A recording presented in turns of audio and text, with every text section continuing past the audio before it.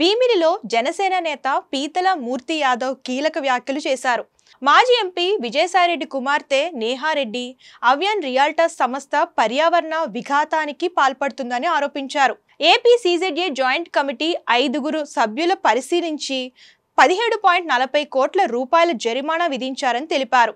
నిబంధనలను అతిక్రమించి చేసిన నిర్మాణాలను తొలగించడానికి అయ్యే 73 లక్షల ఖర్చును కూడా జీవీఎంసీకి జమ చేయాలని అధికారులు నిర్ణయం తీసుకున్నారని చెప్పారు. నిర్ణీత గడువు 3 నెలల్లో చెల్లింపులు జరగకపోతే రెట్టింపు పెనాల్టీ చెల్లించాలని ఆదేశించారని పేర్కొన్నారు.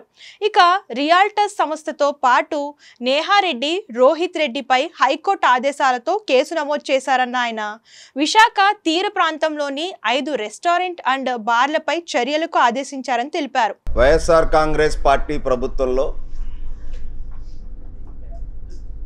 2019 నుంచి 2024 వరకు కూడా విశాఖని విధ్వంసం చేసేశారు. ముఖ్యంగా తీర ప్రాంత నియంత్రణ మండలి సిఆర్జెడ్ ఉల్లంఘనలు పాల్పడి తీర ప్రాంతంలో సాక్షాత్తు వైసీపీ నాయకులే పెద్ద ఎత్తున సముద్ర తీర ప్రాంతంలో కాంక్రీట్ జంగల్తో పాటు అక్రమ నిర్మాణాలు చేపట్టి సిఆర్జెడ్ ఉల్లంఘనలు పాల్పడ్డారని చెప్పి గత 6 ఏళ్లుగా పోరాడుతూ ఉన్నాం. విజయసాయిరెడ్డి వాళ్ళ కుమార్తెకి ఒక స్టార్ హోటల్ కట్టాలని భీమిలిలో సముద్ర తీర ప్రాంతంలో అల్సా మెరైన్స్ ఇంటర్నేషనల్ అనేటువంటి సంస్థకు చెందినటువంటి భూమిని కొనుగోలు చేసి ఏదైతే అక్కడ కాంక్రీట్ నిర్మాణాలు చేపట్టారో కోవిడ్ ఉన్నటువంటి సమయంలో అంటే ఆగస్టు 2021లో కోవిడ్ ఉంటుండగా పెద్ద ఎత్తున కాంక్రీట్ నిర్మాణాలు చేపట్టినటువంటి విషయాన్ని బయట తీసుకొచ్చాం. రాష్ట్ర అత్యున్నత న్యాయస్థానాన్ని హైకోర్టును కూడా ఆశ్రయించడం జరిగింది. అప్పుడున్నటువంటి జిల్లా అధికారులకి రాష్ట్ర ప్రభుత్వంలో ఉన్నటువంటి ఉన్నతాధికారులకి ఫిర్యాదు చేసినా పట్టించుకోవట్లేదని చెప్పి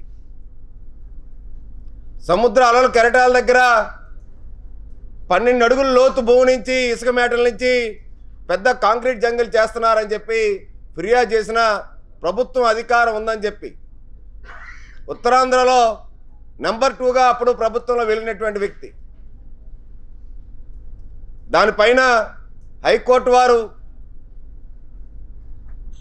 ఆర్డర్తో జాయింట్ ఇన్స్పెక్షన్ కమిటీ వేయటం, కిందటి వారం జాయింట్ ఇన్స్పెక్షన్ కమిటీ కూడా 5 సభ్యులతో కూడుకున్నటువంటి కమిటీ ఆ ప్రాంతాన్ని హైకోర్టు ఆదేశాల మేరకు కేంద్ర పర్యావరణ అటవీ మంత్రిత్వ శాఖ దగ్గర నుంచి ఈ యొక్క కమిటీని ఏర్పాటు చేయడం, దాంట్లో doctor Moturi Sriramakrishna garu principal scientist National Institute of Oceanography regional officer Visakhapatnam, ఆయన doctor Sharma garu BVS chief scientist CSIR National Institute of Oceanography member of AP coastal zone management authority, అలాగే Shri PV Mukundarao garu environmental engineer AP pollution control board Visakhapatnam, అలాగే Shrimati Soumya Duggappa garu scientist E CPCB central pollution control board regional directorate Chennai నుంచి, అలాగే doctor Muralikrishna garu Chimmata scientist E ministry of environment forestry climate change sub regional office Vijayawada దగ్గర నుంచి 5 సభ్యులతో కూడుకున్నటువంటి committee ఆ ప్రాంతాన్ని సందర్శించి పిటిషనర్గా నన్ను కూడా ఏం జరిగిందని చెప్పి విషయం తెలుసుకోవడానికి నన్ను కూడా ఆ యొక్క విజిట్కి ఆహ్వానించడం, నేను వెళ్ళటం జరిగింది. నిన్న కమిటీ ఒక రిపోర్ట్ని సబ్మిట్ చేసింది. జాయింట్ కమిటీ గ్రౌండ్ లెవెల్లో ఎంతవరకు ఎన్విరాన్మెంటల్ కాంపన్సేషన్ ఆ యొక్క విజయసాయిరెడ్డి కుమార్తె చెందినటువంటి అవియాన్ రియల్టర్స్ పెనకా నాహారెడ్డి వాళ్ళ భర్త పెనకా రోహిత్ రెడ్డి చెందినటువంటి అవియాన్ రియల్టర్స్ సంస్థ ఎంత పెనాల్టీ వేయాలి, ఏ మేరకు మళ్ళీ సముద్ర ఇసుక మేటల్ని యథాస్థితి తీసుకురావాలి, ఏమేమి జాగ్రత్తలు తీసుకోవాలి, ఏ విధంగా యథాస్థితికి రావాలంటే ఏ మెజర్స్ తీసుకోవాలని చెప్పి కమిటీ సూచనలు చేసి ఫైన్ కూడా ఇంపోజ్ చేసింది. 1/8/2021 నుంచి 26/7/2025 వరకు 1455 రోజుల పాటు అక్కడ సముద్ర తీర ప్రాంతంలో కాంక్రీట్ నిర్మాణ పనులు జరిగాయని చెప్పి కమిటీ నివేదిక ఇచ్చింది. ఆ యొక్క 1455 రోజులు వర్క్ చేసినందుకు గాను రోజుకి 1,20,000 రూపాయలు చెప్పిన 17,46,00,000 రూపాయలు జాయింట్ కమిటీ ఫైన్ ఇంపోజ్ చేసింది ఎన్విరాన్మెంటల్ కాంపన్సేషన్ ఏదైతే అవియాన్ రియల్టర్స్కి. చాలా అత్యంత దారుణంగా ఇసుక మేటల నుంచి కింద వరకు 10 అడుగుల లోతులో ఏవైతే కాంక్రీట్ నిర్మాణాలు చేపట్టారో ఆ కాంక్రీట్ నిర్మాణాలు పూర్తిగా తొలగించాలని చెప్పి అక్కడ ఎర్రటి గ్రావెల్ రాళ్ళు కానీ కాంక్రీట్ రాళ్ళు కానీ అవన్నీ కూడా పూర్తి స్థాయిలో అక్కడి నుంచి తరలించేయాలని చెప్పి మళ్ళీ ఇసుక యథాస్థితిలో తీసుకురావాలి, దీని అంతటికీ కూడా 3 నెలల కాలంలో ఆ పని పూర్తి చేయాలని చెప్పి కూడా కమిటీ రిపోర్ట్ ఇవ్వడం జరిగింది. ఆ డెబ్రీస్ ఎలా రిమూవ్ చేయాలి, అసలు ఆ ప్రివెంటివ్ మెజర్స్ ఏ విధంగా జాగ్రత్తలు తీసుకోవాలి, అక్కడ ఉన్నటువంటి ఇసుక మేటలు ఇంకా ఫర్దర్గా డ్యామేజ్ అవ్వకుండా కోస్తా నియంత్రణ మండలి 2011 నోటిఫికేషన్ విరుద్ధంగా ఎటువంటి నిర్మాణ అనుమతులు లేకుండా చేపట్టే నిర్మాణాలు పర్యావరణాన్ని సముద్ర తీర ప్రాంతాన్ని ఎంత స్థాయిలో దెబ్బతీసాయో ఈ ఒక్క రిపోర్ట్ బట్టి అర్థమవుతా ఉంది. 17,46,00,000 రూపాయలు ఎన్విరాన్మెంటల్ కాంపన్సేషన్తో పాటు జీవీఎంసీ అక్కడ ఏదైతే యంత్రాలు పెట్టి కాంక్రీట్ నిర్మాణాలని రిమూవ్ చేయడానికి 73,60,000 రూపాయలు కాంట్రాక్టర్ జీవీఎంసీకి చెల్లించాలని చెప్పి, అలాగే restoration remediation and reclamation of the nature and pristine environment to its natural condition within 3 months and till the time of restoration a penalty of rupees 1.2 lakhs may be levied on per day basis. Joint committee కూలంకుషంగా పూర్తి స్థాయిలో చర్చించి అవన్నీ కూడా సమీక్షించిన తర్వాత సూక్ష్మ స్థాయిలో ఎంత పెద్ద ఎత్తున అక్కడ పర్యావరణ నష్టం జరిగిందో డ్యామేజెస్ అసెస్ చేసి ఫైన్ ఇంపోజ్ చేసింది. ఒకవేళ కనుక 3 నెలల కాలంలో కనుక ఆ సంస్థ కనుక పనులు పూర్తి చేయకపోతే యథాస్థితి తీసుకురాకపోతే డబల్ ద ఎన్విరాన్మెంటల్ కాంపన్సేషన్ 34,92,00,000 రూపాయలు చెల్లించాలి అదనంగా ఈ యొక్క టాస్క్ కంప్లీట్ చేయడానికి అని చెప్పి ఏపీసీజెడ్ఎంఏకి అని చెప్పి కమిటీ సిఫార్సు చేసింది. ఇవన్నీ కూడా రాష్ట్ర అత్యున్నత న్యాయస్థానానికి ఒక నివేదిక ద్వారాగా సబ్మిట్ చేయడం జరిగింది. అంటే దీన్ని బట్టి విజయసాయి విధ్వంసం విశాఖలో ఏ స్థాయికి తీర ప్రాంతంలో జరిగిందో దీన్ని బట్టి అర్థం చేసుకోవచ్చు. కోస్తా నియంత్రణ మండలి నోటిఫికేషన్ని అమలు చేయాల్సినటువంటి ఐఏఎస్ అధికారులు, జిల్లా అధికారి గారు ఏపీసీజెడ్ఎంఏకి సిటీకి చైర్మన్గా వ్యవహరిస్తున్నటువంటి వ్యక్తి, వీళ్ళందరూ ఉంటుండగా బరి తెగించి మరీ చేసినటువంటి నిర్మాణాల వల్ల పర్యావరణ విధ్వంసం జరిగింది. సముద్ర తీర ప్రాంతంలో హై టైడ్ లైన్, లో టైడ్ లైన్ అని అంటాం, అలలు, అవి కూడా ఈ గోడలు తాగేసి అటుపక్క సముద్ర నీరు వెళ్ళిపోయేటువంటి పరిస్థితి తీసుకొచ్చారు. ఇక్కడ మన కోస్టల్ బ్యాటరీ నోవోటెల్ దగ్గర నుంచి భీమ్లీ బీచ్ వరకు సుమారు 23 కిలోమీటర్ల మేర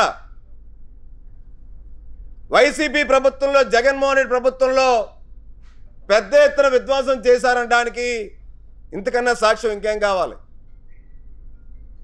ఈ యొక్క ప్రకృతి విధ్వంసం చేసినటువంటి అవియాన్ రియల్టర్స్ సంస్థతో పాటు జీవీఎంసీ అధికారులైన కోర్టుకు ఇంకో నివేదిక కూడా సమర్పించారు. అక్కడ ఉన్నటువంటి ఫిషర్మెన్ కమ్యూనిటీ అసోసియేషను మా కేసుతో పాటు ఆ కేసులో ఇంప్లీడ్ అయ్యారు. సిఆర్జెడ్ ఉల్లంఘనలు పాల్పడ్డారని చెప్పి 5 రెస్టో బార్ల మీద పూర్తి స్థాయి నివేదిక కూడా ఇచ్చారు. హైకోర్టు వారు వాళ్ళు ఏదైనా వాళ్ళకు ఉంటే అభ్యంతరాలు ఉంటే విన్నవించుకోమని కూడా చెప్పిన తర్వాత అన్ని కూలంకుషంగా వాళ్ళు విన్నపాలు విన్న తర్వాత 5 రెస్టో బార్లు, బీజాగ్ రెస్టో బార్ ఒకటి భీమ్లీ దగ్గర ఉన్నటువంటిది, ఇది వైసీపీ నాయకుడిదే. తీరం బీచ్ రిసార్ట్స్, ఇది వైసీపీ నాయకుడిదే. విరాగ రెస్టో బార్ గత ప్రభుత్వంలో ఇది వైసీపీ నాయకుడిదే. మెర్లిన్ కే రెస్టో బార్ మాజీ మంత్రి గారు తమ్ముడిది, వైసీపీ. దీంతో పాటు శాంక్టమ్ బీచ్ రిసార్ట్, ఇప్పుడు మాకు వైసీపీ మహిళా నాయకురాలు జిల్లాలో మా జీవీఎంసీ ఫ్లోర్ లీడరు, మొన్న కూటమిలోకి మా పార్టీలోకి వచ్చినటువంటి ఒక ఎక్సెప్షన్ మెంబర్ది, వీళ్ళందరూ కలిపి పూర్తిగా నో డెవలప్మెంట్ జోన్ సిఆర్జెడ్ ఉల్లంఘనలు పాల్పడ్డారని, ఎటువంటి అనుమతులు జీవీఎంసీ దాన్ని అప్రూవల్స్ తీసుకోలేదు,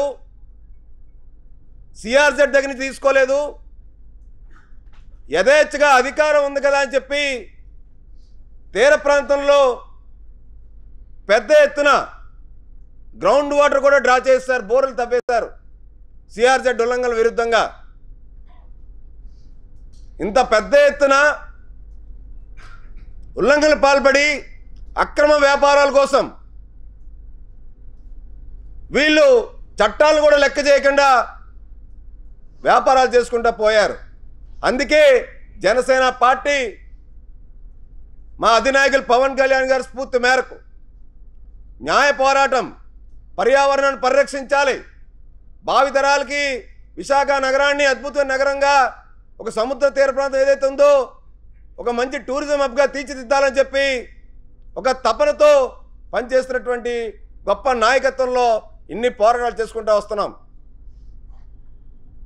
న్యాయ పోరాటాలు చేస్తుంటే ఇప్పుడు పూర్తి స్థాయిలో కూటమి ప్రభుత్వం వచ్చిన తర్వాత హైకోర్టు ప్రధాన న్యాయమూర్తి గారు ఆదేశాల మేరకు హైకోర్టు వారే ఆశ్చర్యపడేలాగా ఇక్కడ జరిగినట్టు పనులు ఏవైతే ఉన్నాయో ఇవన్నీ కూడా విశాఖ ప్రాంత ప్రజల్ని పెద్ద ఎత్తున కలత వేసింది. ఇప్పటికైనా కానీ జిల్లా కలెక్టర్ కానీ రాష్ట్ర ప్రభుత్వం కానీ మేము కోరుతా ఉన్నాం, సిఆర్జెడ్ ఉల్లంఘనలు పాల్పడుతున్నటువంటి వాళ్ళు ఎవరైనా, వాళ్ళు ఏ పార్టీకి చెందినటువంటి వాళ్ళైనా, మొన్న కూడా కూటమి ప్రభుత్వం వచ్చిన తర్వాత మీకు ఉదాహరణ చెప్తున్నాం, ఏదైతే పాత తాజ్ హోటల్ ఉందో పాత తాజ్ హోటల్లో గ్రౌండ్ వాటర్ డ్రా చేయడానికి బోర్ మెషిన్లు పెద్ద ఎత్తున అక్కడ యంత్రాలు పెడితే నేను సాక్షాత్తు జిల్లా కలెక్టర్ గారికి, ఏపీసీసీడీఎంఏకి, అలాగే ఎంఓఎఫ్ కూడా కంప్లైంట్ చేయడం జరిగింది.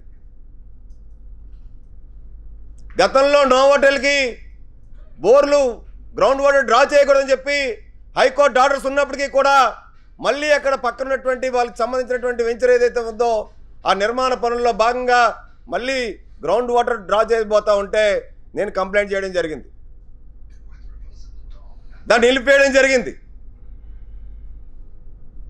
వ్యాపారస్తులు వ్యాపారాలు చేసుకోవచ్చు. బల్క్ వాటర్ కనెక్షను జీవీఎంసీని అడిగి జీవీఎంసీకి తగిన మొత్తంలో డబ్బులు చెల్లిస్తే అధికారికంగా వ్యాపారస్తులకి హోటల్స్కి అన్నింటికి కూడా నీరు ఇచ్చేటువంటి పరిస్థితి ఉంది. కానీ అక్రమంగా సిఆర్జెడ్ భాగంలో బోర్లు తవ్వడం, కాంక్రీట్ నిర్మాణాలు చేపట్టడం, ఎటువంటి నిర్మాణ అనుమతులు లేకుండా సిఆర్జెడ్ 1 ఏరియాలోని సిఆర్జెడ్ 3 ఏరియాలోని నో డెవలప్మెంట్ జోన్లో ఉన్నటువంటి ప్రాంతాల్లో నిర్మాణాలు చేపట్టడం అన్నది రేపు పొద్దున్న పర్యావరణానికి మన తీర ప్రాంతానికి పెద్ద ఎత్తున ముప్పు వాటిల్లేటువంటి ప్రమాదం ఉంది. నిన్న పొల్యూషన్ కంట్రోల్ బోర్డు అధికారులు కూడా చెప్తా ఉన్నారు, ప్రభుత్వం ఖచ్చితంగా దృష్టి పెడుతుంది, పూర్తి స్థాయిలో సిఆర్జెడ్ ఉల్లంఘనలు పాల్పడే వారిపైన చర్యలు తీసుకోవడానికి అన్ని విధాల చర్యలు చేపడతా ఉన్నాము, మీరు కూడా జిల్లా అధికారులకి మీరు అందరూ విన్నవించండి అని చెప్పి. ఎందుకంటే జరిగిపోయిన నష్టాన్ని మనం మళ్ళీ తీసుకురాలేం. జరగబోయేటువంటి నష్టం కానీ మళ్ళీ జరిగేటువంటి పనులు కానీ జరగకుండా సిఆర్జెడ్ ఉల్లంఘన పాల్పడే వాళ్ళపైన క్రిమినల్ కేసులు కట్టాలి. అందుకనే రాష్ట్ర అత్యున్నత న్యాయస్థానం కూడా హైకోర్టు వారి ఆదేశాల మేరకు విజయసాయి గారి కుమార్తె సంస్థ మీద కేసు కట్టమని ఆర్డర్స్ ఇచ్చారు. భీమ్లీ కోర్టులో సీసీ నెంబర్ 488/2025 అవియాన్ రియల్టర్స్ ఏదైతే ఎన్విరాన్మెంటల్ డిస్టర్బెన్సెస్ చేసి వైలేట్ చేశారో ఎన్విరాన్మెంటల్ ప్రొటెక్షన్ యాక్ట్ కింద 1986 యాక్ట్ కింద సీసీ కూడా ఫైల్ చేసి సూట్ ఫైల్ చేశారు సంస్థ మీద. అవియాన్ రియల్టర్స్ ఎల్ఎల్పి, అలాగే పెనక నేహారెడ్డి, పెనక రోహిత్ రెడ్డి, వీళ్ళు ముగ్గురు మీద వీళ్ళు కేసు కూడా హైకోర్టు ఆదేశాల మేరకు ఏపీసీజెడ్ఎంఏ మెంబర్ సెక్రటరీ కేసు కూడా ఫైల్ చేశారు.